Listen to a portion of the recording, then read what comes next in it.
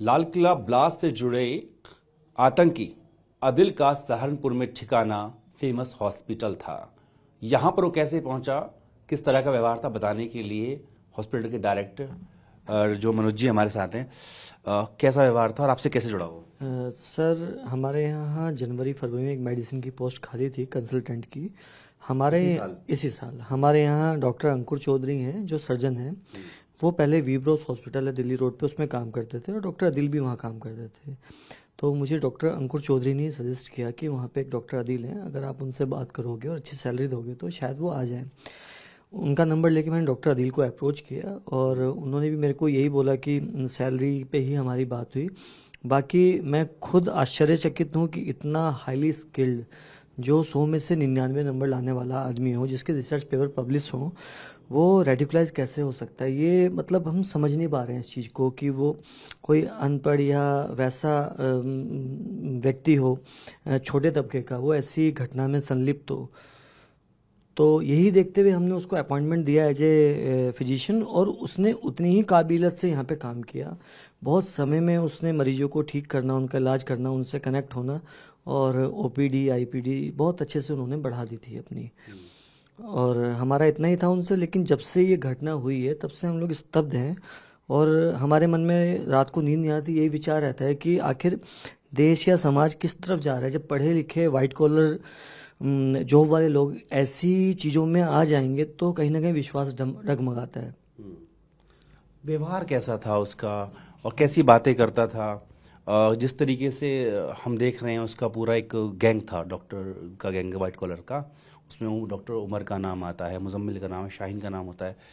इन सब का कभी जिक्र किया है? वो चाहता था किसी को यहाँ पर रखवाना?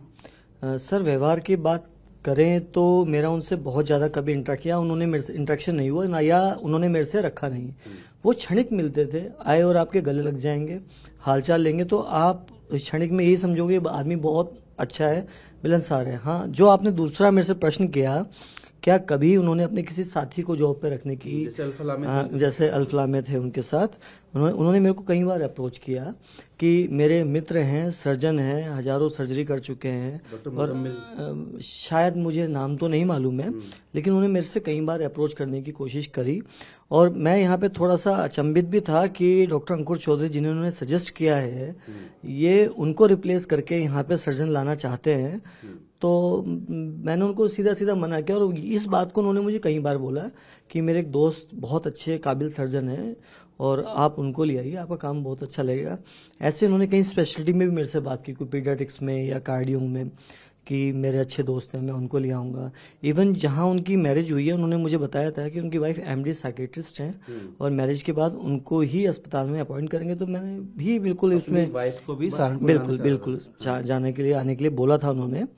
और मैंने कहा था ठीक सर, आप आइए शादी से, उसके बाद मैं हमको भी अपॉइंटमेंट देते हैं और अच्छे से काम करते हैं। क्योंकि हमें तो यही था कि एक अच्छा डॉक्टर है, अच्छा इंसान है, जो अच्छा इलाज देता है, समाज का हिस्सा है।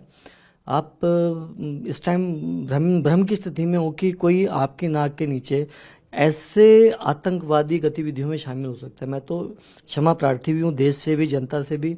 और जो लोग मर गए हैं, चाहे वो जम्मू कश्मीर के पुलिस वाले हैं, लाल किले की जो घटना है वो हिला देने वाली है। ऐसे में विश्वास कर पाना मुश्किल है कि कौन सही है और कौन गलत है। आपकी बात मैं समझ रहा हूँ कि मुजम्मिल हो या उमर हो, अदिल चाहते थे कि वो भी यहाँ आ जाए और जो हिंदू आप कह रहे हो जो लेके आए थे उनको हटा के मुस्लिम डॉक्टर्स की ही वो चाहते थे भर्ती होने पे। सर, मेरा ये स्टेटमेंट कॉम्युनल हो जाएगा, ठीक है, और मैं यहाँ इस चीज में प्रैक्टिकल था जो जाना भी नहीं चाहूंगा। ये बात सही है कि उन्होंने मेरे से कई बार अप्रोच किया स्पेसिफिक सर्जन के लिए। मुझे नहीं मालूम कि मुजम्मिल थे, क्योंकि मेरे को उस साइड जाना ही नहीं था। तो मैंने कभी भी उस चीज को अलाउ ही नहीं किया। तो इस वजह से यहाँ पे कोई रिक्रूटमेंट नहीं हुआ। और मैं अब सोचता हूँ अकेले में बैठ के कि यदि मैं उनकी बातों में आ गया होता तो आज परिस्थिति मेरे लिए भी, पूरे सहारनपुर के और देश के लिए कुछ और होती। अल्फला का एक स्वरूप यहाँ भी पैदा हो जाता है सहारनपुर में। बिल्कुल सर, अगर कोई आदमी अपने दोस्त को बुला रहा है और अच्छे गुड नोट पे काम कर रहा है, वो स्किल्ड है, काबिल है, उसके 100 में से 99 मार्क्स है, रिसर्च पेपर पब्लिश है, पब्लिक डोमेन पे अवेलेबल है, डायग्नोसिस बहुत अच्छा है, मरीजों को बहुत अच्छे से देखता है, बिल्कुल सिंपल लिविंग है, तो आप उसके इन्फ्लुएंस में आते हो, उसकी बातों के इन्फ्लुएंस में आते हो। मैं भी इन्फ्लुएंस में कहीं ना कहीं था, लेकिन जब मैं रिलेट करता हूँ तो वो मेरे से हमेशा उन्होंने गैप बना के रखा।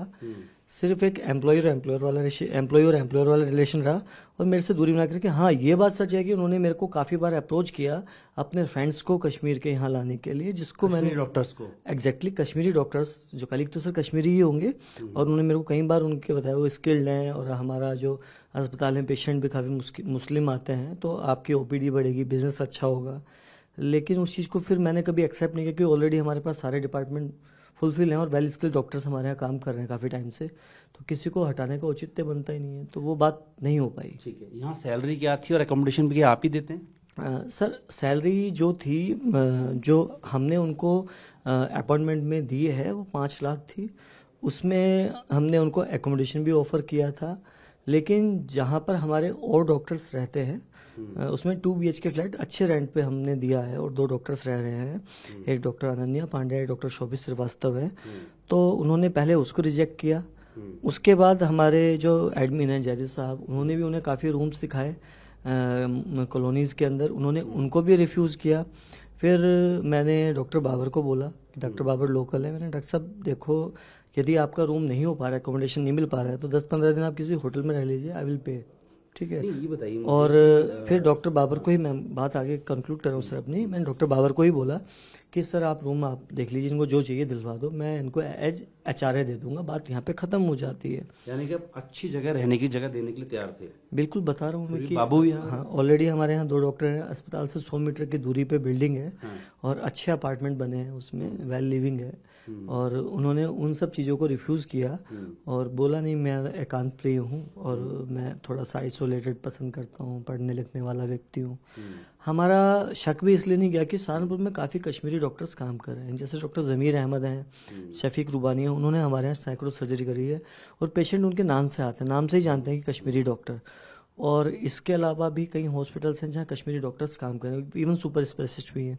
मेरे पास इंटरव्यू भी इस साल जो मेडिसिन का बैच पास आउट हुआ है उसके भी 5-6 MD मेडिसिन डॉक्टर इंटरव्यू के लिए आए थे, लेकिन किसी ने ज्वाइन नहीं किया, कोई कहीं चला गया, कोई कहीं चला गया, तो इस वजह से संदेह नहीं गया हमारा। और धारा 370 हटने के बाद एक हमारे माइंड में आ चुका था कि चीज़ें बदलने लगी हैं और सब एक दूसरे से मिलजुल रहे हैं, और ऐसा बोलना हमें भी खराब लगता है कि एक गैप आ गया है, उस गैप को इतना और गहरा कर दिया गया है तो इसे भरने में बहुत समय लगेगा। बाबू विहार क्यों चुना होगा? पहले आपने शक नहीं किया, लेकिन अब चीजें खुल चुकी हैं। जी तो क्या लगता है, साजिश का हिस्सा था, सोची समझी बात? सर ये तो इन्वेस्टिगेशन का पार्ट है, इसमें एजेंसीज ही बता देते हैं और बहुत प्रोफेशनल तरीके से वो अपना काम कर रही है। हैरानी नहीं हुई आप अच्छा अकोमोडेशन देना चाहते हैं, एक आदमी बाबू विहार में जा रहा है? उस टाइम नहीं हुई हैरानी, अब तो सर हर चीज रिलेट कर रहा हूँ। जो ये आदमी मुझे ये बोल रहा है कि आप इनको हटा के मेरे साथ का डॉक्टर ले आओ, अच्छा चलेगा, उधर ऐसे डॉक्टर रख लो, गायनी में ऐसे ले आते हैं वैसे ले आते हैं, तो मुझे अब जब मैं रिलेट कर रहा हूँ चीज़ों को तो मुझे समझ में आ रहा है। और मेरे को काफ़ी कई बार अप्रोच किया उन्होंने,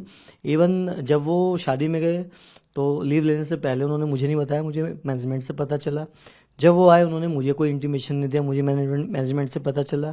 इवन शादी में किसको बुलाया किसको नहीं बुलाया, बुलाया? नहीं सर मुझे कोई नहीं बुलाया, ना मेरे को कोई इनविटेशन है ना। आपके यहाँ से कुछ डॉक्टर्स तो गए थे? हमारे यहाँ से डॉक्टर बाबर गए थे, एक हमारे डायलिसिस टेक्नीशियन जो आउटसोर्स है यूनिट मिस्टर अताउर रहमान वो गए थे, और हमारे जो एडमिन है मिस्टर असलम जैदी वो गए थे, और वो 30-31 तारीख को यहाँ से अक्टूबर की गए हैं और 5 या 4-5 तारीख में वो लोग वापस आए। बल्कि मैंने हमारे दोनों डॉक्टर्स जा रहे थे यहाँ से, मैंने उस पर ऑब्जेक्शन रेज किया कि जब पूरा मैनेजमेंट ही वहाँ चला जाएगा तो अस्पताल कौन चलाएगा, तो एक डॉक्टर को आप छुट्टी दिलवा के यहाँ बिठाइए। तो मेरे को ये भी बोला कि हम अल्टरनेटिव व्यवस्था कर देते हैं, मैंने कहा नहीं, एक आदमी यहाँ पे रहेगा, शादी में जाना है आप जाइए, मतलब एक डॉक्टर 24/7 अस्पताल में रहना चाहिए। तो प्रोग्राम तो और लोगों का भी था लेकिन वो हो नहीं पाया। अच्छा ये बताइए, आपके डॉक्टर के शादी की आपने तस्वीरें भी देखी होंगी, तो जिन लोगों की हम बात कर रहे हैं आतंकियों की, क्या लग रहा है या कोई संदिग्ध भाई वहाँ मौजूद था? फोटो भी आपने देखी होगी। सर मैं इस बात को कंफर्म नहीं कर सकता, हाँ, लेकिन मुझे भी आवाज़ है कि जिस तरीके से कड़ियाँ जुड़ी हैं या ऐसी सुगबुगाहट है कि जो भी इस पूरे मामले से जुड़े हुए लोग हैं, ये नेक्सस है, वाइट कॉलर नेक्सस बोलेंगे इसको, ये टेररिस्ट ग्रुप जो है, इसमें कहीं ना कहीं शादी में वो वांछित लोग भी शामिल हुए हैं, हो सकता है ऐसा, मतलब मेरा ऐसा अनुमान है, मैं बिल्कुल पुख्ता तरीके से इस बात को नहीं कह सकता सर। अभी बताइए कि लास्ट वो यहाँ से 5 नवंबर को गया था? 5 नवंबर को मेरे पास एक कॉल आती है मेरे स्टाफ की कि डायलिसिस, क्योंकि हमारा अस्पताल जो है आयुष्मान सूचीबद्ध है, उसमें जितने भी कंसल्टेंट होते हैं उनको अपने मरीजों के साथ real time longitude latitude photo करवानी होती है। तो उस दिन उन्होंने डायलिसिस के पेशेंट्स नहीं देखे और बोला मेरी तबीयत ख़राब है और मैं आराम कर रहा हूँ। उसके बाद उन्होंने बोला कि मेरी मम्मी की तबीयत बहुत ख़राब है। ये भी मेरे को मेरे स्टाफ ने मम्मी की बहाने बदल रहे थे, बहाने बदल रहे थे। उसमें कहीं ना कहीं उसको आभास हो चुका था कि कुछ हो चुका है और उसकी कलाई खुल गई है और वो यहाँ से भागने की फिराक में था। तो उन्होंने बाकी लोगों को ये बोला कि मेरी मम्मी की तबीयत बहुत ख़राब है, मेरे को कैसे भी करके सरसावा से बस में बिठा दो, हाईवे से मैं चंडीगढ़ जाऊँगा और चंडीगढ़ से तो एयरफोर्स का बेस भी है। हाँ, एयरफोर्स स्टेशन है, ठीक है। और मैं वहाँ से बस पकड़ के चंडीगढ़ जाऊँगा, चंडीगढ़ से बाई एयर मैं श्रीनगर जाके और अपनी मम्मी को देख के 1-2 दिन में वापस आ जाऊँगा। तो मेरे एक पार्टनर का फ़ोन आता है, उसने बोला कि डॉक्टर आदिल आपसे छुट्टी लेके गए हैं। तो मैंने कहा नहीं। फिर उसके बाद जब मैंने फ़ोन कॉल्स किए तो मुझे पता चला, शाम को मेरे मैनेजमेंट ने मुझे बताया कि उनको डिटेन किया गया है एसओजी और जम्मू कश्मीर पुलिस के द्वारा। कौन छोड़ने गया था? उस टाइम एग्जैक्टली कहाँ से उन्हें उठाया है मुझे नहीं मालूम है। अस्पताल छोड़ने गया था? अस्पताल से डॉक्टर बाबर उस समय उनके साथ थे, जितना मेरी जानकारी में है।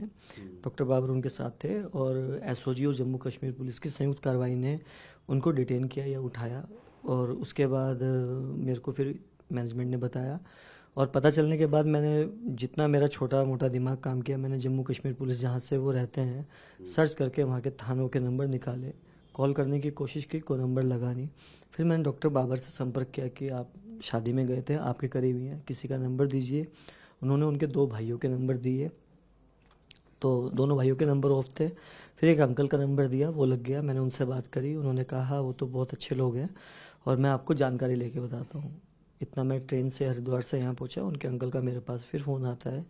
वो बोलते हैं कि वो अलगाववादी विचारधारा को प्रमोट करता था। अच्छा, उसके खुद के अंकल। अब अंकल किस सेंस में मुझे नहीं मालूम, लेकिन मेरे पास जो नंबर आया अंकल करके आया और हमने उससे कई बार समझाया कि ऐसी चीज़ें मत क्या करो जो कि आपको कल परेशानी में लेके आए। गायब भी रहा 1 साल 23 से 24 तक। सर ये तो इनकी फैमिली जानती होगी। मेरा तो मतलब हमारी जो ऑब्लिगेशंस हैं 20 मार्च से लेके अब तक, जब तक वो गया वो हमारा एम्प्लॉय था। इससे पहले वो क्या करता था? अकाउंट्स भी जैसे आप ही के पास है, कभी ऐसा हुआ किसने बोला कि ये पैसा मेरे अलावा कहीं और अकाउंट में भेज दो, मेरे रिश्तेदार को या किसी संगठन? एक बार इन्होंने मेरे को ये बताया, एक तो सैलरी के लिए बहुत डेस्परेट थे।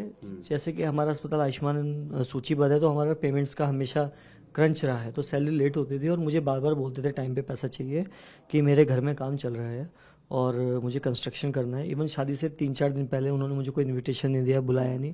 मेरे पास मैसेज आता है कि मेरे को 10 लाख रुपए मेहर की रकम देनी है अपने लव्स को और आप मेरी सैलरीज पूरी करवाइए जैसे भी करके।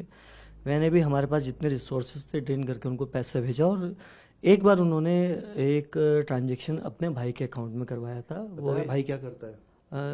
नहीं, मैंने पूछा था उनसे एक बार, तो बताया था भाई भी मेरा डॉक्टर है, शायद वेटरनरी डॉक्टर है, और एक भाई शायद इनका यूएई में है, वो मुझे इनके चाचा ने बताया। बहुत ज़्यादा जानकारी, मैंने कहा ना मेरे से जो जितना भी संबंध था क्षणिक था। लोग रेडिकलाइज हैं कुछ ऐसा? नहीं, ऐसा तो नहीं बोला, लेकिन उसने अपने भाई के लिए बोला कि वो घर परिवार के भरण पोषण में हेल्प नहीं करता, घर की सारी जिम्मेदारी मेरी है और वो सारी सैलरी डोनेट कर देता है अपनी, जो भी उसके पास पैसा है। तो वो मैं समझ गया कि वो जो कट्टरपंथ होता है ऐसी विचारधारा का है उनका भाई। लेकिन डॉक्टर आदिल ने ये बोला कि मैं बहुत लिबरल हूँ, बहुत अच्छा हूँ और सबसे मिलने जुलने गले मिल के वो होता था। लेकिन आज जब मैं रिलेट करता हूँ तो मेरे से उनका रिलेशन बहुत क्षणिक था, उन्होंने मेरे से हमेशा दूरी बना के रखी, जिसको मैं बहुत करीब समझता था। कोई पार्सल मंगवाया हो अस्पताल में किसी कलीग के यहाँ पे, या जिस तरीके से उन लोगों ने जो इकट्ठा किया था एक्सप्लोजिव, ऐसा कुछ खबर मिली हो? ऐसी कुछ खबर नहीं। अभी 2-3 दिन पहले हमारे यहाँ डॉक्टर अनन्या हैं, तो एक पार्सल आया होगा अमेजन वगैरह से, तो उस टाइम उनका यूपीआई काम नहीं कर रहा होगा, तो डॉक्टर अनन्या ने रिसीव किया था वो पार्सल। और उसमें क्या था? नहीं सर, ना डॉक्टर अनन्या को पता, ना हमारा पार्सल दिन में 10 नहीं, मेरी जानकारी में नहीं है। आपके काम पे कितना फर्क पड़ा है सबसे? सर ये बात मैं बोलना चाहूँगा आम जनमानस को मीडिया के माध्यम से कि जो भी इस विचारधारा के लोग हैं उनकी एक गलती से कितने लोगों की जान गई है, कितने परिवार उजड़े हैं। हमारे ऊपर आतंकवाद को पालने का आरोप लगा है। जब हम कमेंट्स पढ़ते हैं नीचे किसी भी पोस्ट के ऊपर, उसमें गालियां होती हैं। और ये अस्पताल भी लगभग 100 लोगों को रोजगार दे रहा था। उस दिन से हमारी रीढ़ की हड्डी टूटी है, क्योंकि रोजगार सभी के लिए है। आप उसको इस्लामिक या हिंदू किसी भी तरीके से जोड़ के, जो कट्टरवाद है वो समाज के लिए अभिशाप है। और उन 100 परिवारों के ऊपर रोजी रोटी पे संकट आया, हमारे ऊपर संकट आया। तो ऐसा काम करना, और उन्होंने हर कश्मीरी के लिए खाई खोदी है कि कभी भी कोई रखने से पहले, मतलब मुझे नहीं लगता कोई अलाउ करेगा। और मैं, अगर मेरा खुद का भी आप वर्जन लेंगे तो मैं यही कहूँगा, ना तो मैं कभी कश्मीर जाऊँगा, ना कभी किसी कश्मीरी को अपने यहाँ जॉब दूंगा। चलिए, हम ऐसा नहीं कहते क्योंकि सब एक जैसे नहीं होते। ये बताइए कि कुछ लोग कह रहे बड़े कंजूस थे, तो क्या आने जाने के लिए जो जुपिटर स्कूटर था वो आप ही का था, आप ही ने लिया था? हाँ, जैसे उनका रूम था 5-7 किलोमीटर दूर था, और वहाँ मुझे ये भी पता चला कि वहाँ पे जो ई रिक्शा है वो भी नहीं चलता है।